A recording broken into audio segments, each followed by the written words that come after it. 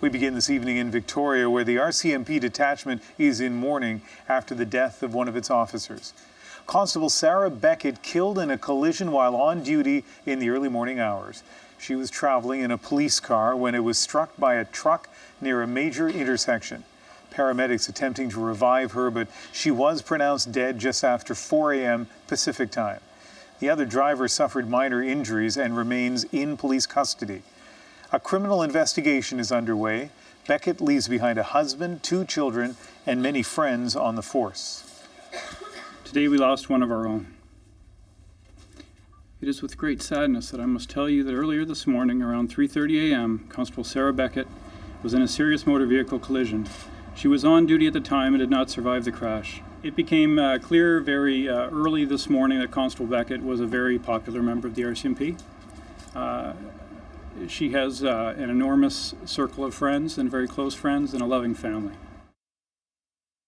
Zussman joins us now from Victoria. Clearly, as we just heard, a lot of friends, a lot of support within the RCMP for Constable Beckett. Tell me more about her. And you could really hear the emotion there in Superintendent Berniotti's voice, Ian. A real sense that she was an important member of the detachment in West Shore, which is just outside of Victoria. Someone that was loved by her friends and family. You've also seen a huge outpouring of support online for Beckett. She spent all of her 11-year career in the RCMP here on Vancouver Island, just 32 years old. And you mentioned a mother of 2. She had just finished her 2nd maternity leave and was recently back at work. Also, a number of people arriving at the detachment today and on scene when we were there earlier with flowers to remember her. It's unclear at this point whether she's going to get one of those big public funerals, because the RCMP is still working with the family to see if that's exactly what they want. The Public Safety Minister here in British Columbia, Mike Morris, himself a former RCMP officer, also offering condolences today. It's another tragic loss of a member on duty. My condolences to her family and her colleagues, and we'll see what the outcome of the investigation is. It's always tragic, you know, and that's happened too many times over my career. Too many of my colleagues have died, close personal friends of mine, and there's no words to describe it.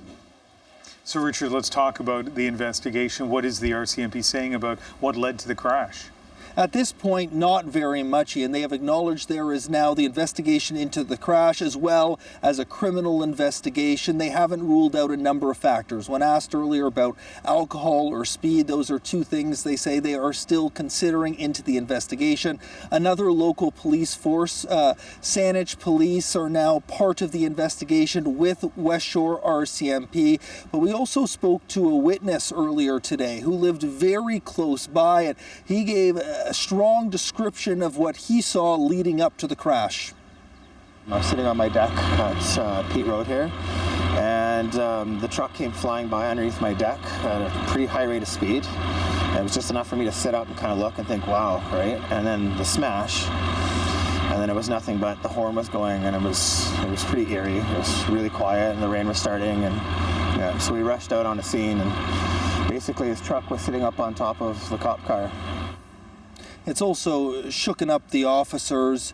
Officers who arrived on scene were heard, screaming that, can't be Sarah, can't be Sarah. She's a young mother. We've also seen this outpouring of support. The Prime Minister has tweeted about this. The Premier of British Columbia, Christy Clark, has also tweeted about this. The RCMP has opened up a page on its own site where people can come and put their condolences down, because clearly this is something that has affected a lot of people across this country. And this is just the 8th case in the last 100 years on Vancouver Island, Ian, where an on-duty police officer died while working. CBC's Richard Zussman in Victoria this evening. Thank you.